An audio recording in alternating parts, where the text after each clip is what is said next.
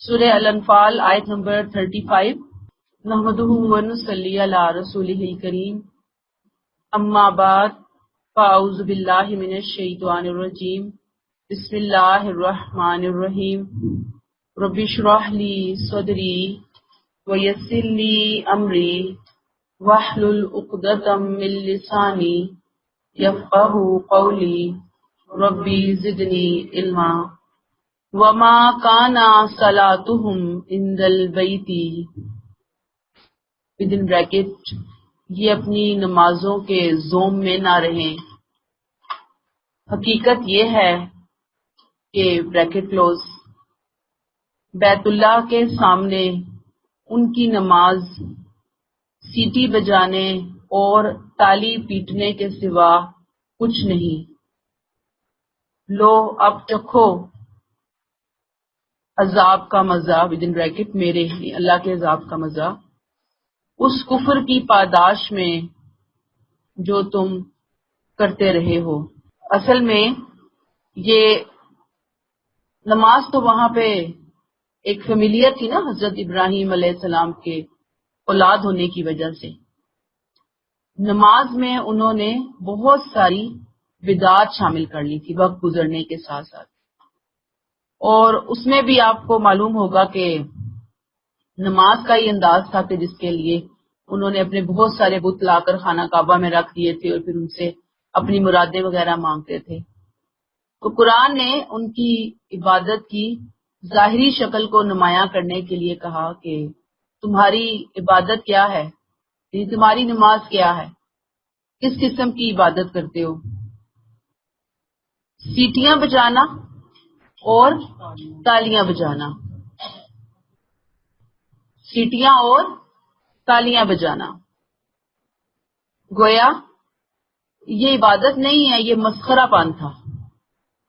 اور اس مسخرے پن سے انبیاء کرام کا کوئی تعلق واسطہ نہیں ہوتا.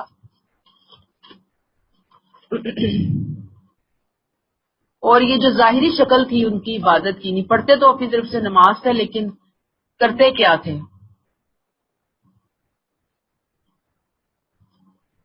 شیطان کی پیروی میں ہنسی مذاق تمسخر ٹھٹھا تالی سیٹی یہ ان کا کام ہوتا تھا.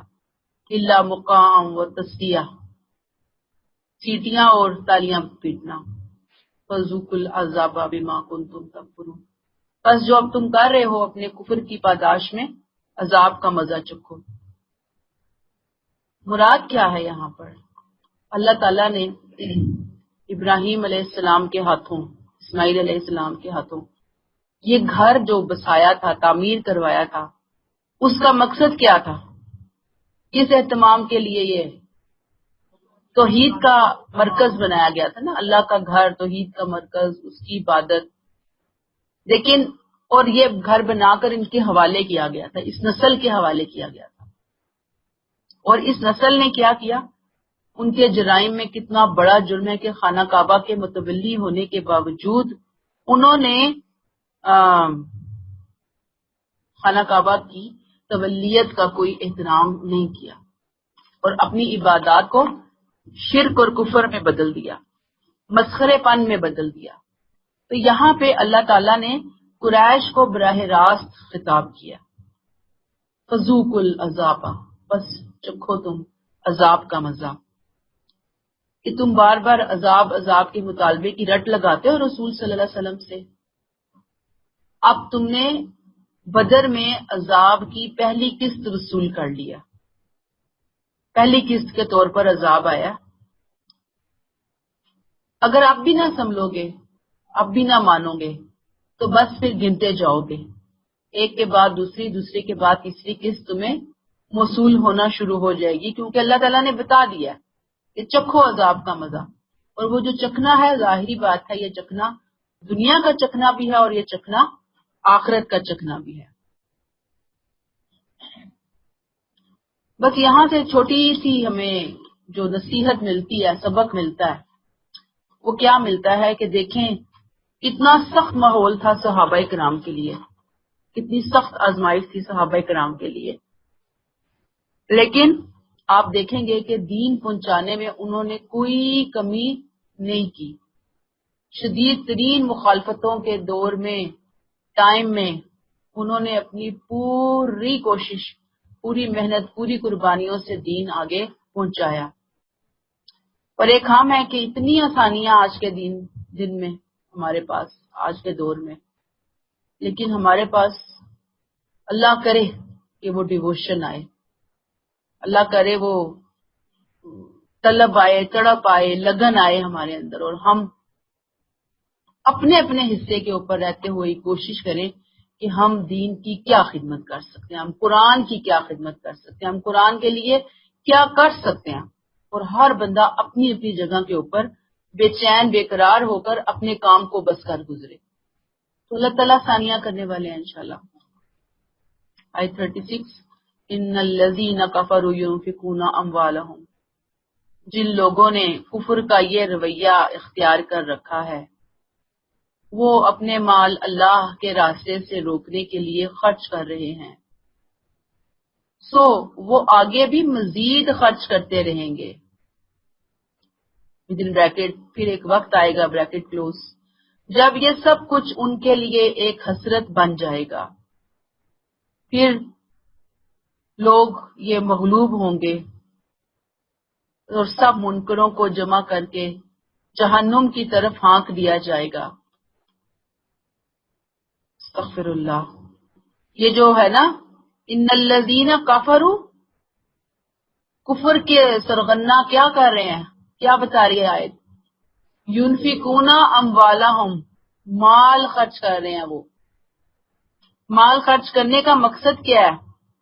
اتنی فیاضی کیوں دکھا رہے ہیں، اتنی سخاوت کیوں دکھا رہے ہیں مال خرچ کر کے؟ لیصدوا عن سبیل اللہ، مال خرچ ہو رہے ہیں، اسلام کو مٹانے کے لیے بے دریغ پیسہ خرچ کیا جا رہا ہے۔ اور بدر کے موقع پر آپ دیکھ لیں کہ انہوں نے کتنا بڑا لشکر، کتنی رسد، کتنا ساز و سامان، سب کو ہائر کر کے لائے تھے، گانے بجانے والیوں کو، پورے معاملات کو، کتنا سامان لے کر وہ چلے تھے۔ ظاہری بات ہے کہ کوئی بھی کام ہو نا، اس کے لیے پیسہ چاہیے ہوتا ہے، پیسے کے بغیر دنیا میں بھی جیسے ہم ایک قدم آگے نہیں چل سکتے، دین کے کام میں بھی ایک قدم آگے نہیں چلا جا سکتا۔ یہ تو پھر دین کو مٹانے کے کام تھے، دین کو مٹانے کی سازشیں تھی۔ اور اب آپ دیکھ لیجئے کہ کہا جاتا ہے کہ 1000 کا جو لشکر تھا نا، ہر روز 10 اونٹ ذبح کیے جاتے تھے، اتنا پرتکلف ان کے لیے کھانا ہوتا تھا، اتنی پرتکلف چیزیں ہوتی تھی ان کے لیے۔ لیکن اب اتنی پرتکلف چیزیں اور اتنے پرتکلف کاموں کے باوجود کیا اللہ کا فیصلہ صادر ہونے سے رک گیا؟ انہوں نے اپنی پوری کوشش کی۔ فَسَيُنْفِقُونَهَا، اللہ کہتے ہیں ابھی تو انہوں نے تھوڑا خرچ کیا ہے، ابھی تم آگے آگے دیکھو اور خرچ کریں گے، اور یہ خرچ پھر کیا ہوگا؟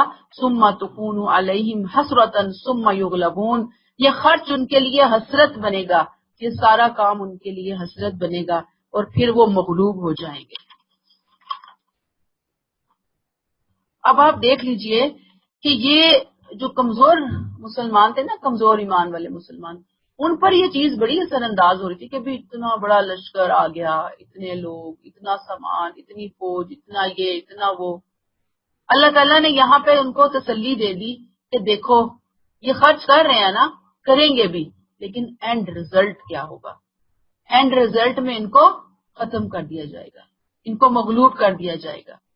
راہ حق سے روکنے کے لیے جو چیزیں، جو کوششیں ہیں، وہ ایسی ہیں جیسے کوئی تنکوں سے سیلاب کے آگے بند باندھنے کی کوشش کر رہا ہے۔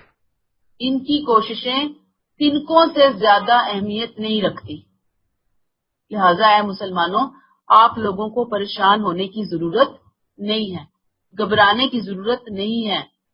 انہوں نے جو کیا بہت جلد یہ منہ کی کھائیں گے، شکست ان کا مقدر بنے گی، اور دنیا میں شکست، اور والذین کفروا الی جہنم یحشرون، آخرت میں کیا ہے؟ دنیا میں تو شکست ہے، اور وہ پھر بعد کی آیات نے، بعد کے ٹائم نے ثابت کر دیا کہ کیسے ان کا معاملہ جو ہے وہ ختم کر دیا گیا تھا۔ آگے آ جائیں، سیٹ خالی ہے ایک۔ اللہ تعالیٰ ہمیں یہاں پہ بتا رہے ہیں کہ دیکھو اہل کفر بھی اسلام کو مٹانے کے لیے کتنی ایفرٹس کرتے ہیں، ماضی میں ہوئی، ہوتی رہی ہیں، ہوتی رہیں گی، مستقبل میں بھی ہوتی رہیں گی یہ کوششیں۔ لوگ خرچ کریں گے اپنے مال کو، اور ایک ہم بدقسمت ہے کہ سوچ ہی نہیں ہوتی پہلے تو کہ اللہ کی دین کی سربلندی کے لیے ہمیں بھی کچھ ایفرٹ کرنی ہے، ہمیں بھی کچھ پیسہ لگانا ہے، اور اگر لگا بھی لیں تو وہ پھر احسان ہی اللہ تعالیٰ پہ بھی ختم نہیں ہوتا، اور ہم اپنے آپ کو پتہ نہیں کتنا متقی پرہیزگار سمجھ رہے ہوتے ہیں۔ حالانکہ اللہ کا دیا ہوا مال ہے، اگر اللہ کے راستے میں لگے تو یہ ایک انسان کے لیے آنر کی بات ہے، یہ کسی پہ احسان نہیں ہوتا۔ آیت 37 لیمیز اللہ الخبیث من الطیب، اس لیے کہ اللہ بریکٹ اپنی جنت کے لیے بریکٹ کلوز پاک سے ناپاک کو الگ کرے، اور ناپاک کو ایک دوسرے پر رکھ کے سب کا ڈھیر بنائے، پھر اس ڈھیر کو جہنم میں جھونک دے۔ حقیقت یہ ہے یہی لوگ نامراد ہونے والے ہیں۔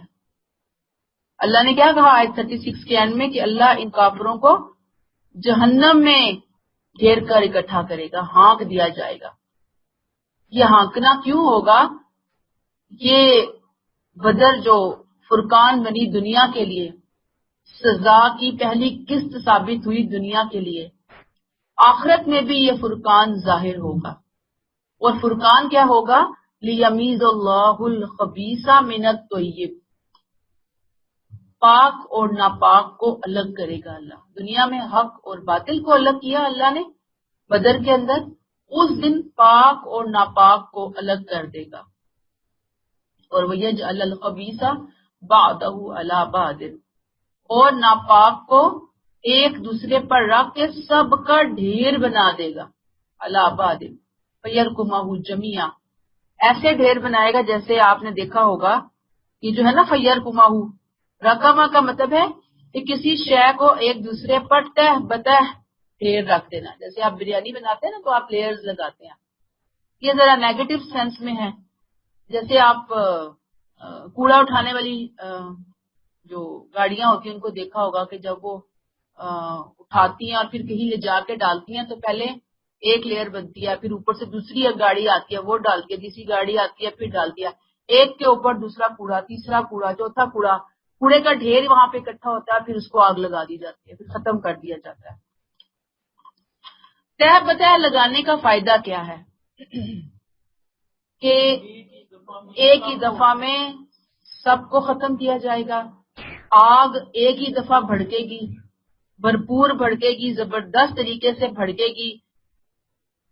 جب اکٹھا ہے نا کوڑا تو جو وہ بالن جس کو کہیں گے، جو جلنے والا سامان ہے، مٹیریل ہے، ایندھن ہے، وہ ایک حصہ دوسرے حصے کی جلنے میں سپورٹ کرے گا، مدد کرے گا، ایک حصے کی وجہ سے دوسرے حصے کی آگ اور بھڑکے گی۔ یہ بالکل دنیا میں جیسے وہ ایک دوسرے کو پمپ کرتے تھے، ایک دوسرے کے خیر خواہ سپورٹر بنے ہوئے تھے، دنیا میں وہاں جا کر اللہ کیسے ان کو چھوڑیں گے؟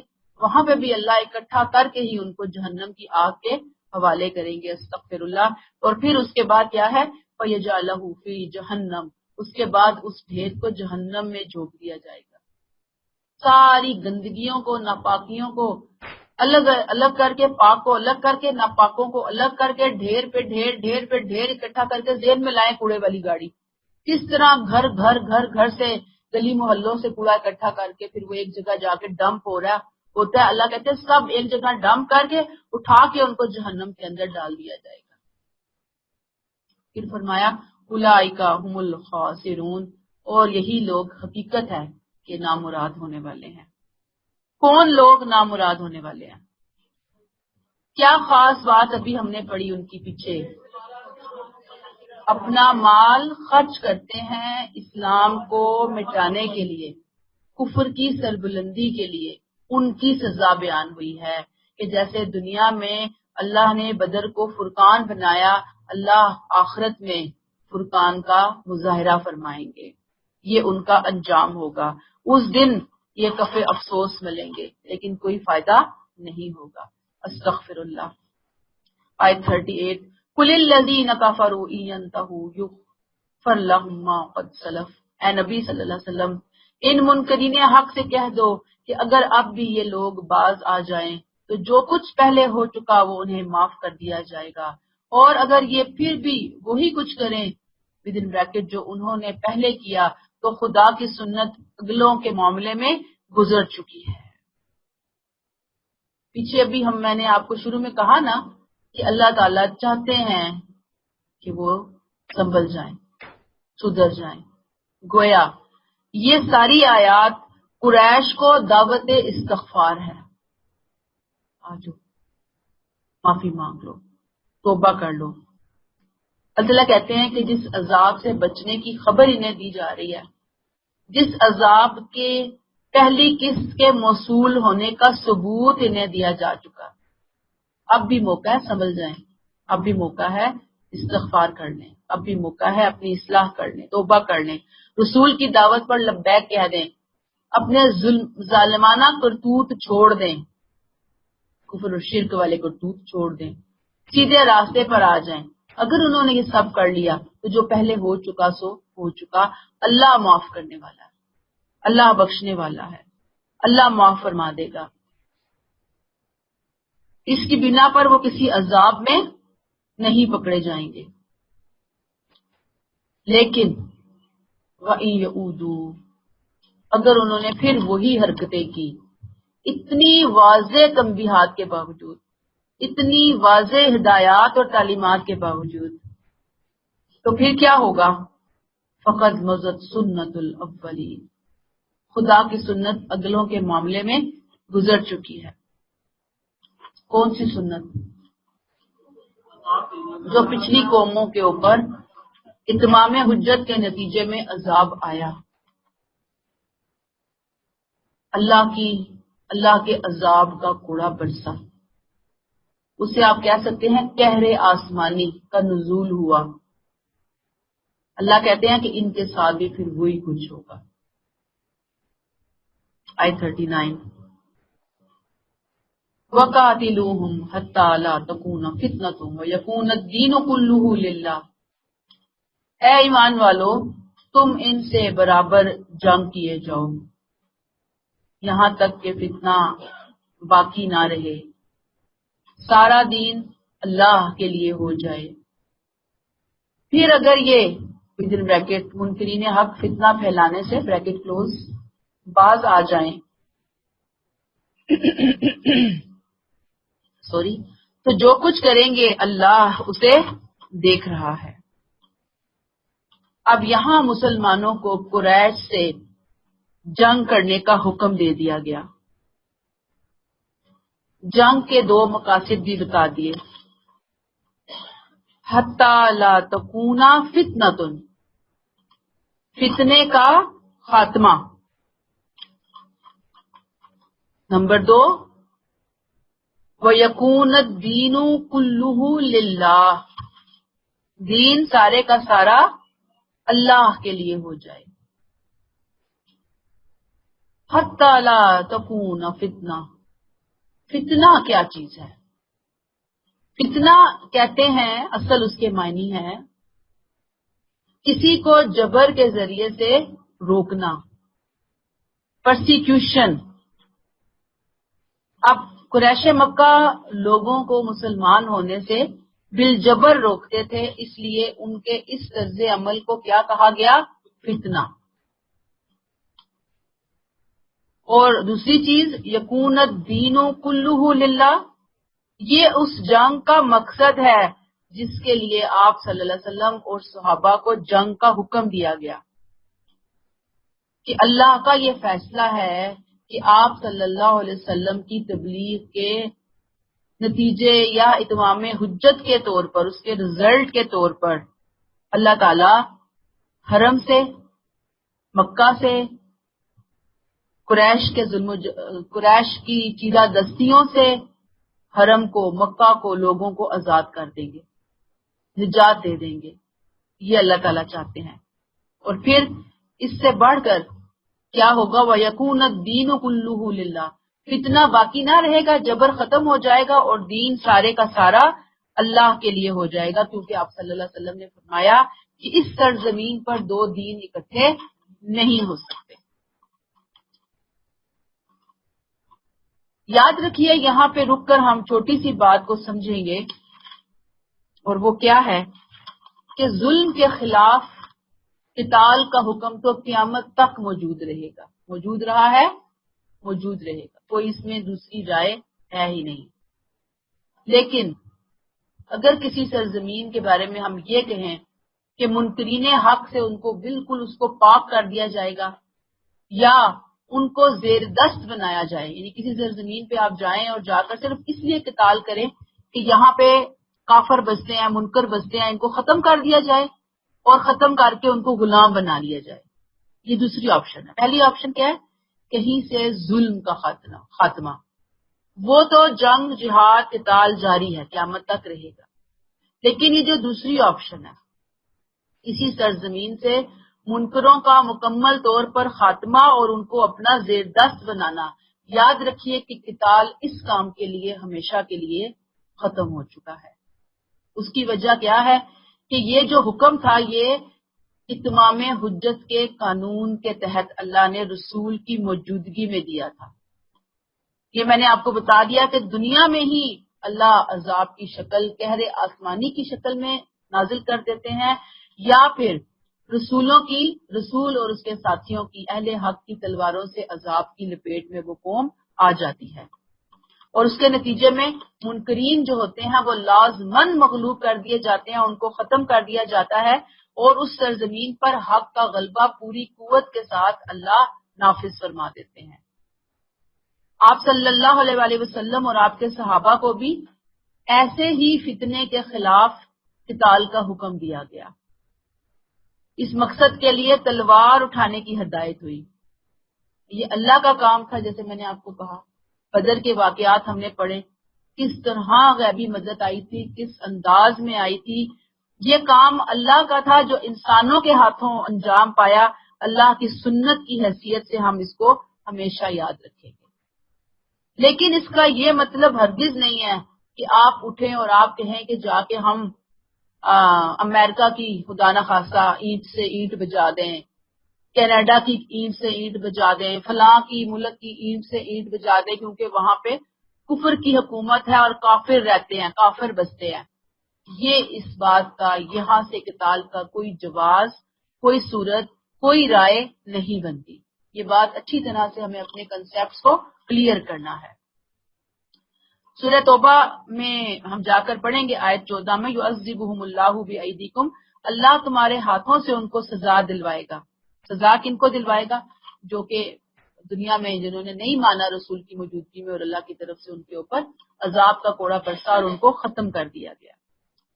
پھر اللہ تعالیٰ کیا فرماتے ہیں؟ فَإِنِ انتہوا، پھر اگر یہ منکرین فتنہ پھیلانے سے باز آ جائیں. کون سا فتنہ؟ ابھی میں نے آپ کو کیا بتایا، کون سا فتنہ؟ لوگوں کو بالجبر اللہ کے راستے سے روکنا، اپنا مال خرچ کرنا، اپنی پوری 100% صلاحیتیں شیطان کے ساتھ مل کر لگانا، دین کو مٹانے کے لیے، ختم کرنے کے لیے. اللہ کہتے ہیں اپنی ان ماضی کی غلطیوں کو چھوڑ کر اگر وہ معافی مانگ لیں، مستقبل کے اعمال کی فکر کریں، اخلاص کا مظاہرہ کریں، تو پھر کیا ہے؟ فَإِنَّ اللَّهَ بِمَا يَعْمَلُونَ بَصِيرٌ، جو کچھ وہ کریں گے اللہ اس کو دیکھ رہا ہے، جانتا ہے، اسی لحاظ سے ان کو اجر بھی عطا فرمائے گا. آیت 39 ختم ہو گئی. 40 وَإِن تَوَلَّوْا، اور اگر یہ منکرین حق منہ موڑیں تو جان رکھو کہ اللہ تمہارا سرپرست ہے، کیا ہی اچھا مولا ہے، کیا ہی اچھا مددگار ہے. کس کو تسلی دی جا رہی ہے؟ آپ صلی اللہ علیہ وسلم کو، صحابہ کرام کو، کہ تم ان لوگوں کی کثرت تعداد کو دیکھ کر، سامان کی فراوانی کو دیکھ کر، ان کے جوش اور ولولے کو دیکھ کر، ان کی ظاہری چیزوں کو دیکھ کر پریشانی میں مبتلا نہ ہو۔ اگر انہوں نے ماننے سے انکار کر دیا، اگر انہوں نے اپنا قبلہ درست نہ کیا، تو پھر یہ اللہ کی شانیں دیکھیں گے۔ وَإِن تَوَلَّوْا، اگر انہوں نے انکار کیا، فَاعْلَمُوا أَنَّ اللَّهَ مَوْلَاكُمْ، جس اللہ نے بدر میں تمہیں اپنی شانیں دکھائی، کیا وہ اللہ دوبارہ اپنی شانیں دکھانے پر قادر نہیں ہے؟ وہ دکھا سکتا ہے، آئندہ بھی دکھائے گا، کیونکہ وہ بہترین سرپرست ہے، بہترین ساتھی ہے۔ نعم المولا و نعم النصیر، کتنا اچھا ہے مولا سرپرست، کتنا اچھا ہے مددگار۔ یاد رکھیے کہ جو لوگ مشکلات میں اس سے رجوع کرتے ہیں وہ ان کو کبھی مایوس نہیں کرتا، وہ بہترین مددگار ہے۔ اور جس کی مدد کے لیے اللہ اٹھ کھڑا ہو، آپ مجھے بتائیں کہ پھر اس کو کون تباہ کر سکتا ہے، اس کا کون نقصان پہنچا سکتا ہے؟ تو یہاں پہ اللہ تعالیٰ نے وہی تسلی دے کر ایک طرح سے اپنی توحید کو، اپنی قدرت کو اللہ نے بہت خوبصورت انداز میں واضح کر دیا۔ الحمدللہ 9واں پارہ کمپلیٹ ہو گیا، 10واں پارہ شروع ہوا۔ وَاعْلَمُوا أَنَّمَا غَنِمْتُم مِّن شَيْءٍ، جان لو کہ جو کچھ مال غنیمت تم نے حاصل کیا، یہ تم نے پوچھا تھا نا، کوشچن ہو رہے تھے۔ اللہ نے کہا جو کچھ مال غنیمت تم نے حاصل کیا، تو اس کا 5واں حصہ اللہ اور اس کے رسول ودن بریکٹ پیغمبر کے بریکٹ کلوز رشتہ داروں، یتیموں، مسکینوں اور مسافروں کے لیے خاص رہے گا۔ اگر تم اللہ پر اور اس چیز پر ایمان رکھتے ہو جو ہم نے اپنے بندے پر فیصلے کے دن اتاری تھی، یوم فرقان، جبکہ دونوں افواج کی مڈ بھیڑ ہوئی تھی، یعنی آپس میں وہ لڑے تھے، آمنے سامنے ہوئے تھے۔ جان رکھو کہ اللہ ہر چیز پر قادر ہے۔ وَاعْلَمُوا، یاد ہوگا پیچھے کوسچنز اٹھائے جا رہے تھے مال غنیمت کے حوالے سے، اور کوسچن ایسے تھے کہ جو زیب نہیں دیتے تھے لوگوں کو، اسے کہتے ہیں ناروا کوسچنز اٹھائے جا رہے تھے۔ اللہ تعالیٰ نے ان کوسچنز کو پہلے روکا، لوگوں کی کمزوریوں کے اوپر تبصرہ کیا، تبصرہ کرنے کے بعد اب یہ فیصلہ سنایا جا رہا ہے۔ تنبیہی کلمات ہیں جو یہاں سے ہمیں بتائے جا رہے ہیں۔ وَاعْلَمُوا أَنَّمَا غَنِمْتُم مِّن شَيْءٍ، جان لو کہ جو کچھ مال غنیمت تم نے حاصل کیا ہے۔ غنیمتم، غنیمت لفظی معنی ہے کہیں سے کسی چیز کا ہاتھ میں آنا، خصوصاً فتح کے بعد جو مال مل رہا ہو اسے مال غنیمت کہا جاتا ہے۔ اسے مال غنیمت کیوں کہا جاتا ہے؟ یہ جنگ کا بدلہ نہیں ہے، یہ جہاد کا صلہ نہیں ہے، یہ اللہ کا انعام ہے، اس کی رحمت سے یہ انعام تمہیں ملا ہے۔ لہذا قرآن نے واضح کر دیا کہ وَاعْلَمُوا أَنَّمَا غَنِمْتُم مِّن شَيْءٍ، جو مال غنیمت تم نے حاصل کیا ہے، فَإِنَّا لِلَّهِ خُمُسَهُ وَلِلرَّسُولِ، اس کا 5واں حصہ اللہ، اس کے رسول، رشتہ داروں، یتیموں، مسکینوں اور مسافروں کے لیے خاص رہے گا۔ اصل میں یہ چیز بہت اچھی طرح سے، کیونکہ وہ آپ یوں سمجھیں کہ مدنی دور میں آ کر جنگوں کی ابتدا ہوئی مسلمانوں کی طرف سے بھی، چاہے وہ دفاع کے حوالے سے تھی، تو اب کچھ سوالات آ رہے تھے، کیونکہ اس سے پہلے مال غنیمت اور جنگوں میں جو لوٹ مار وغیرہ ہوتی تھی دنیا داروں کی، اس کا ذرا قانون قاعدہ اور ہوتا تھا۔ اب اللہ تعالیٰ نے یہاں پہ کلیئر کیا کہ جو مجاہد ہے نا، جو لڑ رہا ہے، وہ مال کے لیے نہیں لڑ رہا، وہ جگہ کے لیے نہیں لڑ رہا، زر زمین کا کوئی جھگڑا نہیں ہے اس سارے معاملے کے اندر، یہ جو جھگڑا ہو رہا ہے یہ اللہ کی خاطر ہو رہا ہے، قتال اللہ کی خاطر ہے، لہذا بدلہ بھی کون دے گا؟ اللہ۔ اللہ نے مجاہدین کا وہ بدلہ آخرت کے لیے محفوظ کر لیا۔ یہ جو سرے راہ کچھ جنگ کے اندر چیزیں حاصل ہوتی ہیں، یہ ایک طرح سے زائدہ چیزیں ہیں، یہ ایک طرح سے اللہ نے بس بلیسنگ کے طور پہ کہا کہ چلو لے لو یہ چیزیں۔ لیکن جب کوئی بھی مومن جنگ کے لیے جائے گا تو اس کے ذہن میں ہلکا سا تصور بھی مال غنیمت کو حاصل کرنے کے لیے نہیں ہوگا۔ ظاہری بات ہے جب لینے کی لالچ نہیں ہے تو اگر خدا نہ خواستہ ہاتھوں سے چلی گئی کوئی چیز، تھوڑی چلی گئی زیادہ چلی گئی، تو پھر اس کا غم کس چیز کا؟ غم منانے کا کیا جواز ہے؟ جس چیز کا اجر اللہ نے دینا تھا وہ تو محفوظ کر لیا نا۔ یہ تو یار ایکسٹرا چیز ہے، ملی ملی نہ ملی نہ ملی، یعنی مال کی محبت، دنیا کی لالچ کو اللہ نے مسلمانوں کے دلوں سے نکالنے کی کوشش کی ہے، کھرچنے کی کوشش کی ہے۔ کیونکہ زمانہ جاہلیت میں جنگ کا تصور یہ تھا کہ لوٹ مار کی جائے، مال لوٹا جائے، اس کام کے لیے جنگیں ہوا کرتی تھی۔ یہی اثر ظاہری بات ہے کہ مسلمانوں کے اندر بھی کچھ نہ کچھ محفوظ تھا، موجود تھا نا۔ زمانہ جاہلیت سے ہی تو ابھی لوگ نکلے تھے، ابھی تو ان کی تربیت ہو رہی تھی، تو بتایا جا رہا تھا۔ سورہ انفال جب آیت 1 ہم نے پڑھی تو ہم نے دیکھا کہ مال غنیمت کی تقسیم کے حوالے سے لوگوں کے ذہنوں میں بہت سارے سوالات تھے، تو اللہ تعالیٰ نے وہاں پر کیا جواب دیا تھا کہ اللہ سے ڈرو اور اپنے تعلقات کی اصلاح کر لو۔ اب 40 آیتیں گزری ہیں، پھر وہی ٹاپک اللہ نے دے دیا، مزید ہدایات دے دی گئی۔ کیا کہا؟ مال غنیمت میں سے 5واں حصہ ہے، یہ لسٹ اللہ نے بتا دی ان کا۔ گویا مال غنیمت سارا جتنا اکٹھا ہوگا، سوئی سے لے کر بڑے سے بڑی چیز، اس کو ایک ڈھیری کی شکل دی جائے گی، پھر اس ڈھیری کے فردر 5 ڈھیریاں بنائی جائیں گی۔ ان میں سے 4 ڈھیریاں جنگ میں شریک ہونے والے مجاہدین کے اندر ایکولی تقسیم ہوں گی۔ 5ویں ڈھیری کو خمس کہا جاتا ہے، 5واں حصہ۔ یہ جو خمس ہے یہ رسول، ذی القربہ، یتامہ، مساکین وابن السبیل کو دیا جائے گا۔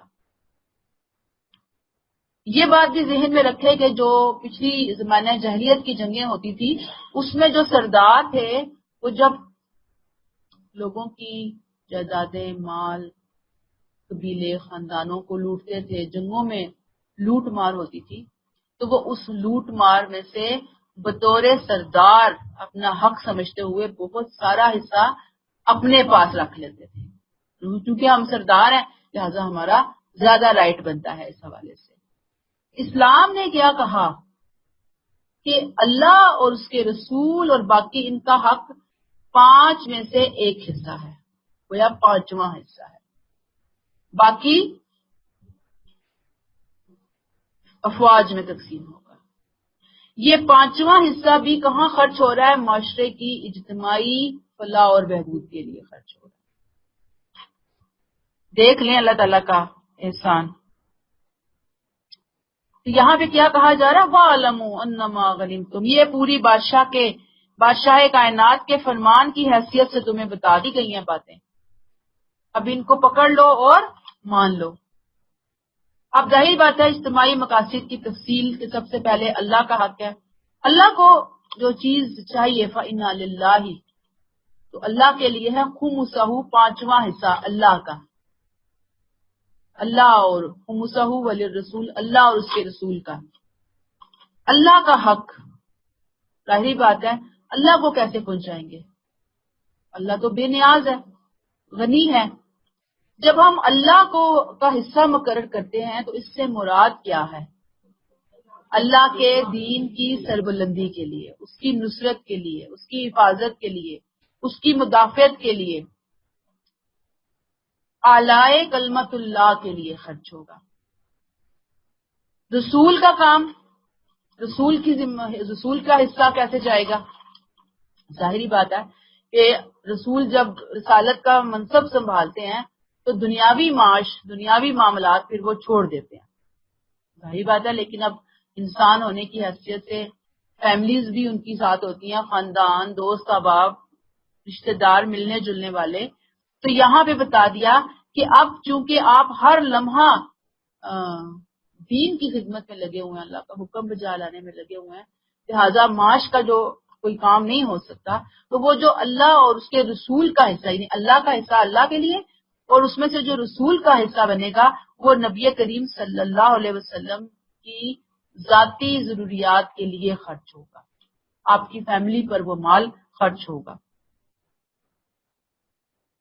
کیونکہ آپ کوئی اور ذریعہ معاش تو انجام دے نہیں رہے، اللہ کی خاطر ہی چھوڑا ہوا ہے نا، لہٰذا وہ وہاں پر خرچ ہوگا. لیکن اس میں ایک پوائنٹ قابل غور ہے کہ جو مال آپ کی ذاتی ضروریات پر آپ کی زندگی میں خرچ ہوتا رہا، آپ کی وفات کے بعد آپ کے وارثوں میں وہ مال تقسیم نہیں کیا جائے گا. یعنی آپ کے حصے میں سپوز کسی جگہ کی زمینیں آئیں کہ یہ زمین اس کی ساری جو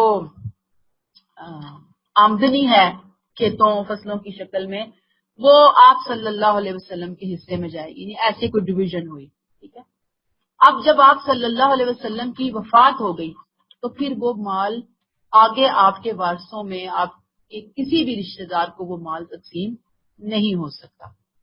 اس کی حیثیت ذاتی ملکیت کی نہیں ہے.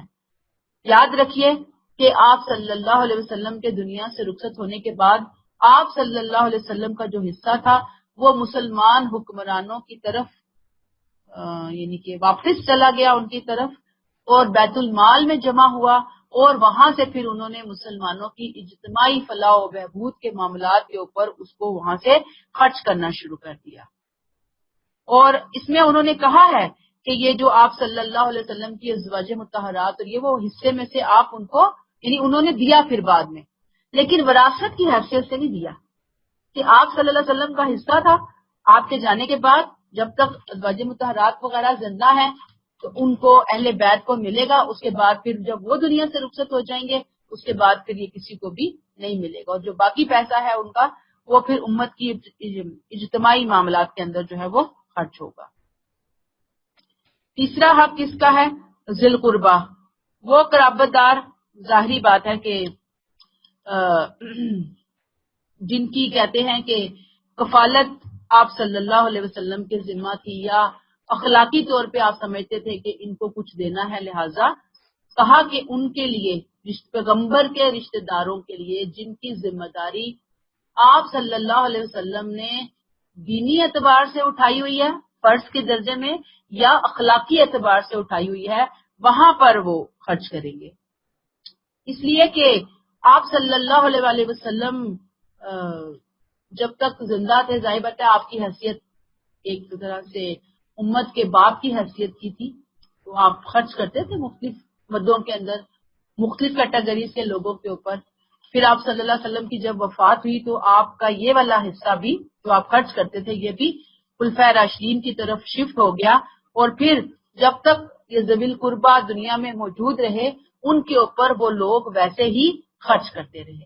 لیکن پھر یہاں پہ رک کر جان لیجئے کہ یہ وراثت بن کے پھر تقسیم نہیں ہوا، ان کو نہیں ملا کہ وہ خود خرچ کر لیں، گورنمنٹ ان کے اوپر خرچ کرتی رہی اس حصے کو. پھر کیا ہے؟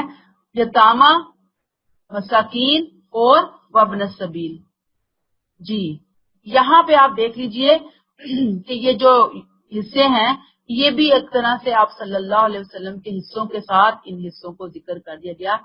کہتے ہیں مفسرین نے بڑا پیارا نقطہ نکالا کہ اس محتاج اور جو محروم طبقہ ہے اس کی عزت افزائی کے لیے. گویا یہ گرامیٹیکلی بڑی انہوں نے اس میں سے باتیں اور نقطے نکالے. ہم تو گرامر سمجھتے نہیں، لہٰذا ہمیں نہیں اتنی باتیں سمجھ میں آتی. یہ جو ہے نا ولی ذی القربہ، جس میں جو لام آیا ہے، لام کو انہوں نے کہا جس میں خاص لام کا اثر ہے، جو لام ذی القربہ پہ اپلائی ہو رہا ہے وہی یتامہ مساکین کے لیے ہے. گویا ان رشتوں کو نبی کریم صلی اللہ علیہ وسلم کے اقربا کے تحت رکھ دیا گیا.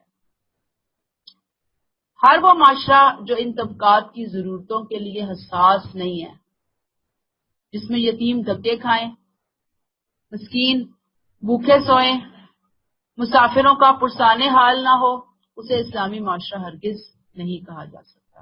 یہاں پہ بتا دیا، ڈیٹیل بتا دی۔ یہ بات سمجھ میں آ گئی ہے آپ کو؟ میں اس کو پورا کر لوں جی۔ پھر آپ دیکھیں کہ پیچھے ہم پڑھ کر آئے تھے نا، وما انزلنا علی عبدنا یوم الفرقان، یاد ہوگا کہ فیصلے کا دن جس دن غزوہ بدر ہوئی تھی، بتا دیا تھا کہ اللہ تعالیٰ نے کہ جنہوں نے کوشچن اٹھائے، اللہ تعالیٰ نے بتایا کہ جو مال غنیمت وغیرہ آیا ہے فیصلے کے دن، جو کوشچن اٹھائے جا رہے ہیں، جو کوشچن اٹھا رہے ہیں، انہی نکتہ چینیوں کو اللہ تعالیٰ نے خطاب کر کے بتا دیا کہ اصل بات کیا ہے۔ اللہ کیا کہتے ہیں؟ ان کنتم آمنتم باللہ، اگر تم اللہ پر اور اس چیز پر ایمان رکھتے ہو، وما انزلنا علی عبدنا، جو ہم نے اپنے بندے پر اتاری، یوم الفرقان، فرقان کے دن، جس دن دو جماعتیں آپس میں بھیڑی تھی۔ کیا نازل کیا تھا اپنے بندے پر فرقان کے دن؟ اللہ کی تائید، اللہ کی حمایت، اللہ کی نصرت۔ واللہ علی کل شیء قدیر، اللہ، یاد رکھو کہ اللہ ہر چیز پر قادر ہے۔ یہاں پہ بتایا کیا جا رہا ہے کہ یاد رکھو یہ جو کامیابی حاصل ہوئی ہے، اس ساری کامیابی میں مدد کس کی تھی؟ وما انزلنا علی عبدنا، ہم نے نازل، ہم نے دی تھی کامیابی، ہم نے دی تھی برکت، ہم نے بھیجی تھی اپنی غیبی فوج۔ اللہ ہر چیز پر قادر ہے۔ یہ رسول کی برکت سے ہوا ہے جو کام بھی ہوا ہے، اللہ کی مدد سے ہوا ہے۔ اے مسلمانوں، تم تو ایک آلہ بنے ہو، ٹول بنے ہو اس کے لیے، اور خاص طور پہ یہ جو نکتہ چین ہے۔ تو یاد رکھو کہ اللہ ہر چیز پر قادر ہے، کوئی چیز اس کے لیے مشکل نہیں ہے۔ نہ اللہ کسی کا محتاج، نہ اس کا رسول کسی کا محتاج۔ وہ جب چاہے گا دوبارہ سے اپنے رسول کی مدد فرما دے گا۔ ہاں جی بولیں نورین۔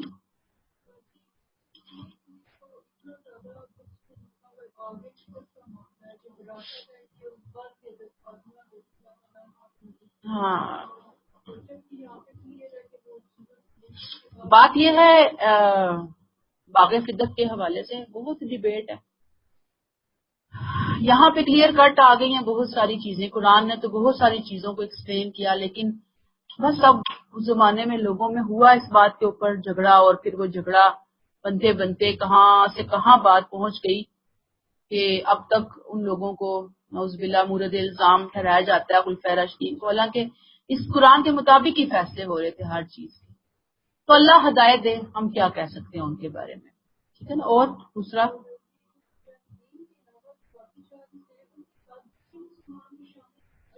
نہیں، مجاہدین کا ہی تھا، مجاہدین کے اندر ہی وہ مال تقسیم، فوجیوں میں تقسیم ہونا تھا، باہر والوں کو نہیں۔ لیکن یہاں پہ بات وہی ہے کہ دنیا کی محبت کو نکالا ہے اللہ نے، دے رہے ہیں تمہیں سب کچھ، لیکن اس کو اپنا رائٹ نہ سمجھو، فور گرانٹیڈ مت لینا اس مال کو۔ یہ ہماری خصوصی رحمت اور فضل سے تمہیں یہ مال ملا ہے، مل گیا تو ویل اینڈ گڈ، نہیں ملا تو کوئی بات نہیں۔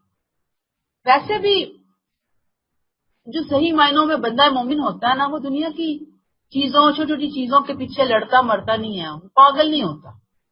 مل گیا تو ٹھیک، کسی نے دے دیا تو ٹھیک، وہ فساد میں چاہ کے نہیں بیٹھ جاتا کہ وہ فلاں چیز اس کو ملی مجھے کیوں نہیں ملی، اسے دی مجھے کیوں نہیں دی، یہ ایسے ہوا مجھے کیوں نہیں ہوا۔ وہ کہتا ٹھیک ہے، اگر کسی نے لے لی، میرے حصے میں نہیں آئی، تھوڑی آئی تو کیا فرق پڑتا ہے، اللہ تعالیٰ مجھے اور دے دیں گے، اپنے حضور سے دے دیں گے۔ اس وقت اگر میں فساد کر کے اپنے لیے، پوری فیملی کے لیے، پورے ملک کے لیے، پورے خاندان کے لیے یہ کام کروں، لیکن ہمارے ہاں تو اپنا حق چھوڑنے والے کو بیوقوف سمجھا جاتا ہے نا، کہ حق کیوں چھوڑا اس نے۔ دین ہمیں اس طرح کی چیزیں نہیں سکھاتا، دین تو ہمیں بہت قربانی دینے والا بندہ بناتا ہے۔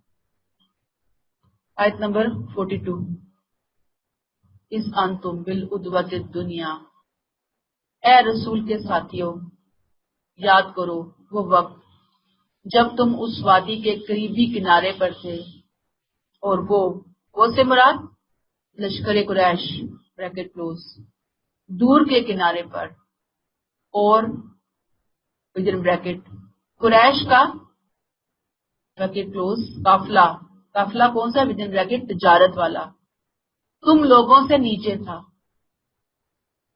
بالعدوۃ الدنیا تم اس وادی کے قریبی کنارے پر تھے. وہم بالعدوۃ القصویٰ قریش عدوۃ القصویٰ دور کے کنارے پر تھے. اور رکبو اسفل منکم قریش کا قافلہ تجارت تم لوگوں سے نیچے تھا. اگر تم باہم وقت ٹھہرا کر نکلتے اس میں لازمن آگے پیچھے ہو جاتے. وقت ٹھہراتے اس میں لازمن آگے پیچھے ہو جاتے. لیکن اللہ نے یہ فرق نہ ہونے دیا بریکٹ کلوز، اس لیے کہ اللہ اس معاملے کا فیصلہ فرما دے جس کو ہو کر رہنا تھا، تاکہ جسے ہلاک ہونا ہے وہ ایک روشن دلیل کے ساتھ ہلاک ہو جائے، اور جسے زندگی حاصل کرنی ہے وہ حجت دیکھ کر زندگی حاصل کرے. یقیناً اللہ ہی سننے اور جاننے والا ہے.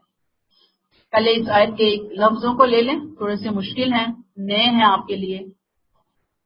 ادوا کنارے کو کہتے ہیں، جانب سمت. کیا ہوتا ہے ادوا؟ کنارہ، سمت. دنیا قریب کو کہتے ہیں، یعنی وادی کا وہ کنارہ جو مدینے سے قریب تھا. ادوت دنیا قریب کا کنارہ. کون سے قریب کا کنارہ؟ مدینہ سے قریب کا حصہ. جنگ بدر میں آپ دیکھ لیں کہ چاروں طرف پہاڑ تھے، ٹیلے تھے. مسلمان کس سائڈ پہ تھے؟ مدینہ والی سائڈ پہ تھے. اور وہ کون سی سمت اللہ نے کہی؟ ادوت دنیا. پھر ادوا آ گیا کنارہ، سمت، جانب. قصویٰ دور دراز. مسجد اقصی ہے نا، دور کی مسجد. اقصی کو کہتے ہیں دور کی مسجد. یہاں جو قصویٰ ہے مکہ کی طرف اشارہ ہے، یعنی مکہ سے وہ آ رہے تھے، مکہ کے قریب تھا وہ والا، یعنی مکہ والی سائڈ پہ تھا. مسلمان مدینہ والی سائڈ پہ تھے، اور وہ قافلہ جب پہنچا ہے تو وہ مکہ کی طرف سے آ رہا تھا. اس کو ادوت القصویٰ کہا گیا، دور کا کنارہ تھا. گویا فوجوں کی پوزیشن بتائی جا رہی ہے کہ تم کہاں تھے اور قریش مکہ کا لشکر کہاں تھا. تیسرا قافلہ بھی تھا، رکبو اسفل منکم، یعنی جس جگہ تم تھے وہ جگہ اونچائی پر تھی، اور قافلہ وہاں سے تقریباً 3 میل کے فاصلے پر ساحل سمندر کے قریب سے ہو کر گزر رہا تھا. ٹھیک ہے، پوری پوزیشن کہاں سے فوجیں آ رہی ہیں، وہ دور سے آ رہی ہیں، تم قریب سے آ رہے ہو. قافلہ ایک اور ہے وہ تم سے نیچے ہے، تم تھوڑی اونچی جگہ کے اوپر ہو، گزر رہا تھا. ان آیات میں اللہ کی تدبیر کی ایک بہت خوبصورت مثال اللہ نے بیان کی ہے. کیا کہتے ہیں اللہ تعالیٰ؟ وَلَوْ تَوَعَدتُّمْ لَاخْتَلَفْتُمْ فِي الْمِيعَادِ، اگر تم باہم وقت ٹھہرا کر نکلتے، جو وقت ٹھہراتے تو اس میں لازمن آگے پیچھے ہو جاتے. مثلا اگر محاذ جنگ پہ پہنچنے کے لیے آپ کو آپس میں طے کرنی پڑتی نا بات کہ تم بھی پہنچو، میں بھی پہنچوں، وہ بھی پہنچو، تو اکٹھے پہنچ ہی نہیں سکتے تھے، نہ ایک دن نہ ایک ٹائم کے اوپر. اللہ نے ٹھیک وقت پہ تمہیں محاذ جنگ پہ پہنچا دیا، اور پہلے ہی پہنچا دیا، اور کچھ پہلے ہی پہنچا دیا، بہت پہلے نہیں پہنچا دیا کہ فوجیں ایگزاسٹ ہو جائیں، سامان رسد کی قلت ہو جائے. سمجھے کہ مسلمان پہنچے ہی ہیں اپنی جگہوں کے اوپر، انہوں نے پوزیشنیں سنبھالی ہیں، اچھی جگہوں کے اوپر اللہ کی طرف سے قبضہ کیا. جو میں نے آپ کو بتایا تھا کہ عالم رویا میں آپ صلی اللہ علیہ وسلم کو پوری ڈیٹیل بتا دی گئی تھی کہ کہاں کون کھڑا ہوگا، کیا معاملہ ہوگا. قافلے کی آمد کا نقشہ. خواب کی رہنمائی میں ہی آپ نکلے ہیں مدینہ سے اور بدر کے میدان میں پہنچے ہیں. اور پھر آپ دیکھ لیجئے اللہ تعالیٰ یہ کہتے ہیں کہ دونوں قافلوں کا ایٹ اے ٹائم میدان جنگ محاذ جنگ میں پہنچ جانا یہ اللہ کی طرف سے ایک معجزہ تھا، اللہ کی ایک زبردست قسم کی تدبیر تھی۔ کیسے؟ اب آپ دیکھ لیجئے کہ یہ بعض دفعہ کہتے ہیں نا کہ جلدی پہنچ جانا بھی بہت سے نقصانات کی وجہ بن سکتی ہے، اور دیر سے پہنچنا تو بہت سے نقصان کی وجہ بن ہی سکتی تھی، اور خاص طور پر مسلمانوں کے لیے کہ وہ بہت نہتے تھے، سامان کم تھا، اور ٹھیک وقت پہ وہاں پہ پہنچنا ان کا بہت زیادہ ضروری تھا، اور یہ کوئی حادثہ نہیں تھا ان کا ایٹ ایگزیکٹ ٹائم پہ میدان جنگ کے اندر پہنچنا۔ اللہ تعالیٰ کہتے ہیں کہ اگر تم ایک وقت ٹھہرا کر نکلتے، نہیں الٹیمیٹم دیتے، پھر تم نکلتے، اعلان کر کے نکلتے، تم وہاں پر نہیں پہنچ سکتے تھے، ان ٹائم نہیں پہنچ سکتے تھے۔ وَلَٰكِن لِيَقْضِيَ اللَّهُ أَمْرًا كَانَ مَفْعُولًا، دیکھ لیں یہ جو وَلَوْ تَوَعَدتُّمْ، اور یہ جو آیت ہے نا یہ بہت کچھ ہمیں بتا رہی ہے، بہت کچھ ہمیں سکھا رہی ہے۔ اللہ نے یہ فرق ہونے نہیں دیا اس لیے کہ اللہ اس معاملے کا فیصلہ فرما دے جس کو ہو کر رہنا تھا۔ اللہ نے ایک اس طرح اپنی اسکیم کو یعنی کہ بروئے کار لایا کہ دشمن فوجیں آمنے سامنے آ کر کھڑی ہو گئی۔ لِيُهْلِكَ مَنْ هَلَكَ عَنْ بَيِّنَةٍ وَيَحْيَىٰ مَنْ حَيَّ عَنْ بَيِّنَةٍ، اللہ نے یہ سب کچھ کیوں کیا کہ جسے ہلاک ہونا ہے وہ ایک روشن دلیل کے ساتھ ہلاک ہو جائے، اور جسے زندگی حاصل کرنی ہے وہ حجت دے کر زندگی حاصل کرے۔ یہاں پہ جو لفظ ہے نا ہلاکا اور حیا، ہلاکت اور زندگی سے مراد روحانی اور معنوی ہلاکت اور زندگی ہے۔ کون سی زندگی؟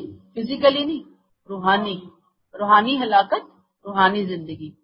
وہ بینہ حجت اور فرقان ہے جو اللہ نے غزوہ بدر کے موقع پر خاص طور پر ظاہر فرمائی تھی کہ جس سے حق کا حق ہونا اور باطل کا باطل ہونا ہر سلیم الفطرت انسان پر واضح ہو گیا۔ اللہ کیا چاہ رہے تھے؟ شروع میں پتہ چل گیا تھا نا، اللہ چاہتے تھے کہ مسلمان قریش کی قوت سے ٹکرائیں اور اس قوت کو پاش کر دے۔ یاد آ گئی ساری کہانی جب سورہ انفال میں ہم نے شروع میں پڑھی، تاکہ حق کا حق ہونا اور باطل کا باطل ہونا بالکل واضح ہو جائے، تاکہ اس کے بعد جو لوگ ہلاکت کی راہ اختیار کرے وہ اتمام حجت کو دیکھ کر یہ راہ اختیار کرے، اور جو زندگی کی راہ اختیار کرے وہ بھی روشنی کے ساتھ اختیار کرے۔ اصل میں اللہ تعالیٰ نے معرکہ بدر میں اہل کفر اور اہل ایمان کے سامنے ایک دلیل رکھ دی تھی، ایمان کو ماننے کے لیے واضح دلیل رکھ دی تھی کہ اب بھی موقع ہے، اس کو مان لو، اسے قبول کر لو، اللہ کے وجود کو مان لو، اللہ کا تعارف حاصل کر لو۔ اہل ایمان کے لیے اب کوئی عذر بہانہ نہیں رہ گیا تھا حق کے حوالے سے، اور اہل کفر کے سامنے بھی یہ معاملہ بالکل نمایاں ہو کر سامنے آ گیا تھا۔ پھر کیا کہتے ہیں اللہ تعالیٰ؟ وَإِنَّ اللَّهَ لَسَمِيعٌ عَلِيمٌ، یقیناً اللہ ہی سننے اور جاننے والا ہے۔ یعنی کہاں تم، کہاں قریش، کہاں یہ سارا قافلہ، وہ اللہ جو سننے والا ہے، بہترین سننے والا ہے، سرگوشیوں کو بھی سن لیتا ہے، علیم جاننے والا ہے، ہر ایک کو جانتا ہے۔ اس نے سب کے ارادے تاڑ لیے اور سب کو ایگزیکٹلی ایک ٹائم کے اوپر، ایک جگہ کے اوپر اکٹھا کر دیا۔ اصل بات کیا ہے کہ جب وہ کرنا چاہتا ہے نا، اسباب کے پردوں کو ہٹا کر وہ سب کچھ کر گزرتا ہے، اس کے لیے اسباب اور وسیلے کوئی حیثیت اور اہمیت نہیں رکھتے۔ جب وہ کرنا چاہتا ہے، جب وہ ٹائم آ جاتا ہے، جب وہ گھڑی آ جاتی ہے جس میں اس نے طے کیا ہوتا ہے کہ اب میں نے آزمائش کو ہٹانا ہے، اب میں نے اس کو نوازنا ہے، پھر وہ کر دیتا ہے۔ اتنے واقعات ہوں گے ہم میں سے اکثر کی زندگیوں میں کہ کیسے ایکوریٹ ٹائم پہ کیا ہوا، ایکوریٹ ٹائم پہ فلاں ہوا، ایکوریٹ ٹائم پہ وہ ہوا۔ تو اللہ نے تو غزوہ بدر سے ایک مثال دے کر اس زمانے میں یہ بات کی ہے۔ تو یہ اللہ تعالیٰ نے یہاں پہ بتا دیا کہ زندگی کے اندر جو بھی ہمارے معاملات چل رہے ہوتے ہیں چیلنجز ہوتے ہیں، اللہ کا حکم ہوتا ہے اس کے پیچھے، اللہ کی مصلحتیں ہوتی ہیں، وہ کار فرما ہوتی ہیں، اللہ چاہتے ہیں کہ ہم ان سے سبق سیکھیں۔ بعض دفعہ آسانیوں سے ہم وہ سبق نہیں سیکھ رہے ہوتے، اللہ مشکلات دے کر ہمیں سکھاتا ہے، اپنے قریب لانے کے لیے، اور سکھاتا ہے۔ اللہ کچھ اور پلان کر رہے ہوتے ہیں، انسان کا کچھ اور ذہن ہوتا ہے۔ ہم تو جاتے ہیں نا آسانیاں، اللہ نہیں آسانیوں سے صرف سکھاتے، اللہ مشکلات لے کر آتے ہیں۔ امتحان کے بغیر درجے بلند ہو ہی نہیں سکتے، صرف آسانیوں سے کامیابیوں کا راستہ حاصل کیا جا ہی نہیں سکتا۔ کامیابیوں کے لیے مشکلات کا ہونا بہت ضروری ہے۔ اب اللہ معاف کرے ہماری کوتاہ عقلی، کم عقلی جسے کہیں گے، ہم ان باتوں کو سمجھ ہی نہیں پاتے۔ چھوٹے چھوٹے ذہن ہیں ہمارے، بونوں سے بھی چھوٹے چھوٹے ذہن۔ بونوں کو میں اس سینس میں نہیں کہہ رہی کہ ہم خود بونے ہیں، ذہن کے اعتبار سے، عقلی اعتبار سے اللہ کی حکمتوں کو سمجھتے نہیں، اور پھر رونے پٹنے بیٹھ جاتے ہیں، اور پھر کہتے ہیں کہ اللہ نے بس ہم پہ ہی بھیجنی تھی آزمائش، ہم ہی ملے تھے اس آزمائش کے لیے، ہم پر ہی آنی تھی یہ تکلیف، ہم پر ہی آنی تھی یہ مصیبت۔ اور آپ دیکھتے ہیں کہ ہمیں تو آپ صلی اللہ علیہ وسلم کی زندگی میں بہت مشکلات ملتی، سب سے زیادہ مشکلات۔ پھر ہم کہتے ہیں، جب ہم یہ بات کسی کے سامنے کوٹ کریں تو لوگ کہتے ہیں وہ تو نبی تھے جی، وہ تو بڑے عظیم تھے، ہمارا ان کا کیا مقابلہ، ہم تو ان سے کوئی مقابلہ نہیں ہے، یہ تو انسان ہی نا۔ تو ہمیں بھی کوشش یہ کرنی ہے کہ جس کی زندگی میں کوئی مشکل ہے، کوئی چیلنج ہے، کوئی تکلیف ہے، کوئی رکاوٹ ہے، کوئی آزمائش ہے، کوئی بیماری ہے، کوئی تکلیف ہے، سبق لے رہے ہیں ہم آیات سے، یاد کر لے کہ آپ صلی اللہ علیہ وسلم نے فرمایا کہ وہ میری مشکل کو یاد کر لے۔ اس کی زندگی میں مشکل ہے نا، آپ نے کہا وہ میری مشکل کو یاد کر لے۔ بات یہ ہے کہ جب انسان دوسروں کی مشکلوں کو یاد کرتا ہے تو پھر وہ اپنے اوپر ہونے والی آزمائش کے حوالے سے تھوڑا سا ریلیکس ہو جاتا ہے۔ لیکن اگر ہم ہر وقت دوسروں کو ملنے والی نعمتوں کو ہی دیکھ دیکھ کر جلتے کٹتے سڑتے رہیں کہ اس کے پاس یہ ہے، اس کے پاس وہ ہے، اس کے پاس وہ ہے، تو پھر ہمیں کچھ نہیں ملتا۔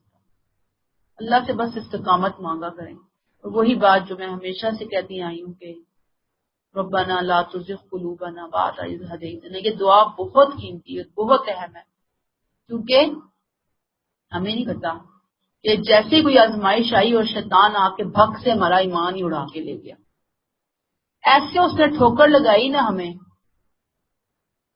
کہ کہاں محنت کر کر کر کر کر کر کر کے ہم پہنچتے ہیں اوپر، سمجھے پہنچ رہے ہیں اسی مقام مرتبے کے اوپر، وہاں سے ٹھوکر لگا کے فوراً زمین پہ پہنچا دیا اس نے۔ منٹ کا کام ہوتا ہے، منٹ کا، وہاں سے اٹھ کر یہاں پہ آنا کوئی ٹائم نہیں لگتا، سیکنڈز نہیں لگتے۔ لہٰذا اللہ سے یہی مانگنا ہے کہ اللہ ہمیں استقامت، ثانیہ، صبر اپنے دین کے ساتھ جوڑے رکھ، ہماری عقلوں کے اندر اتنا اسٹیمنا پیدا کر دے، اتنی وسعت پیدا کر دے کہ اللہ ہم آپ کی شانوں کو، آپ کی حکمتوں کو، آپ کی تدبیروں کو، اللہ تعالیٰ ہم